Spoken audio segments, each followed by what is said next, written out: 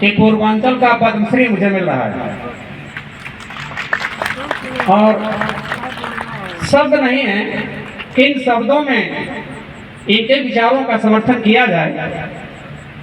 ये श्री गौरी शंकर जी, अध्यक्ष द्वारका माई चैरिटी को मैं हृदय के अंतःकरण से हार्दिक शुभकामनाएं प्रेषित करता हूं और ईश्वर से ये कामना करता हूं कि आप इस तरह से पुनीत कार्य को करते रहें और लोगों के अंदर अच्छे कार्य की प्रेरणा उत्पन्न हो। इस पुरस्कार को पाने का मतलब यह है कि हर व्यक्ति के अंदर ये भावना उत्पन्न होगी कि हम भी कुछ ऐसा कार्य करें ताकि पूर्वांचल का पद्मश्री मुझे प्राप्त हो। मैं सब इनसे बीच में बात हुई, मैंने कहा कि नाम कहाँ से आया, तो कुछ हमें पता चला कुछ अपने खास लोग थे जो आपके नाम को किए। अभी मुझे बड़ी प्रसन्नता ये हुई जब आपसे मिला, मैंने जिन्होंने कहा कि आपके नाम की चर्चा मैं बहुत सुनता था, आज बड़ा अच्छा हुआ कि आपसे मुलाकात हुई।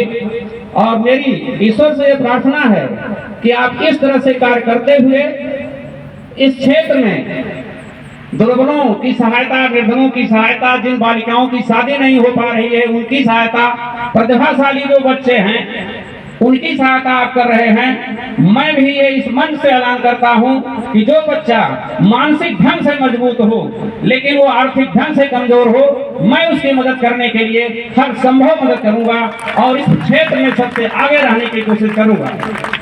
मैं आज अनवरत 30 वर्षों से शिक्षा प्रदान कर रहा हूं। मैं जब से पढ़ा रहा हूं, मैं एक घटना, अगर समय हो तो थोड़ी सी घटना का चर्चा कर दूं यहाँ कर सकते। मैं जब कक्षा 9 में पढ़ रहा था, शायद बहुत से लोग मुझे शेयर किए कि आपका फेसबुक पर इस समय चल रहा है, तो मैं चड्ढी और गंजी पहन करके सन 1970 में गया था और विद्यालय से निकाल दिया गया था।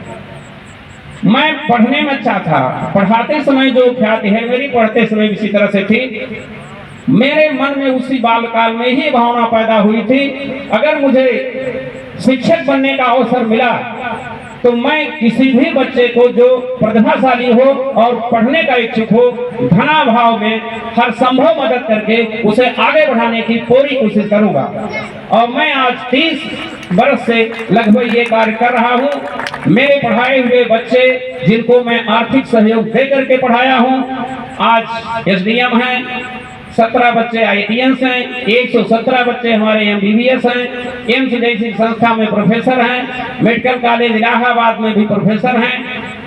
मैं सदैव प्रयास करता हूं और मैं आज भी पता लगाता हूं क्षेत्र में कि जो बच्चा मानसिक ढंग से मजबूत हो लेकिन अगर आर्थिक ढंग से कमजोर है तो उसकी मदद मैं अपनी क्षमता के अनुसार करूंगा और वो शिक्षा से वंचित नहीं हो पाएगा। तो मैं इस कार्य में अनवरत लगा हूं, लेकिन मुझे अपार प्रसन्नता ये हुई कि मेरे इस कार्य में, जैसा कार्य मैं कर रहा हूं, एक इतना मजबूत साथी मिला है जिसका नाम पूरे वर्ल्ड में हो सकता है। मैं ये ईश्वर से प्रार्थना करता हूं कि आपके ये पुण्य कार्य की ख्याति जो है पूरे विश्व में फैले, केवल भारतवर्ष में नहीं। और आप जो इस तरह का पुरस्कार दे करके, कोई पुरस्कार इतना माने रखता है, हर आदमी के अंदर निश्चित रूप से यह कार्यक्रम देख करके भावना पैदा होती होगी कि मैं भी पुण्य कार्य करूं और मुझे भी पूर्वांचल का पद्मश्री प्राप्त हो।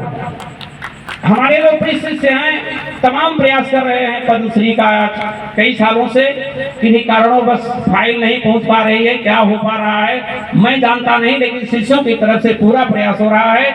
मैं अपने आप को आज बहुत गौरवान्वित समझ रहा हूं। वैसे मैं प्रयागराज विभूति सम्मान प्राप्त कर चुका हूं, मछली शहर गौरव सम्मान प्राप्त कर चुका हूं, मछली शहर जन कल्याण सेवा सम्मान प्राप्त कर चुका हूं और आज पूर्वांचल का पद्मश्री प्राप्त कर रहा हूं। इसलिए मैं आपको हृदय से बधाई और शुभकामना प्रेषित करता हूं और ईश्वर से प्रार्थना करता हूं आप इस पुण्य कार्य में सर्वोपरि हो और सूर्य की तरह से चमके, आपके प्रकाश से हिंदुस्तान ही नहीं पूरा देश प्रकाशित हो। इन्हीं शब्दों के साथ मैं अपनी वाणी को विराम देते हुए आपको और आपकी टीम को हृदय के अंतःकरण से बधाई और शुभकामनाएं प्रेषित करता हूं।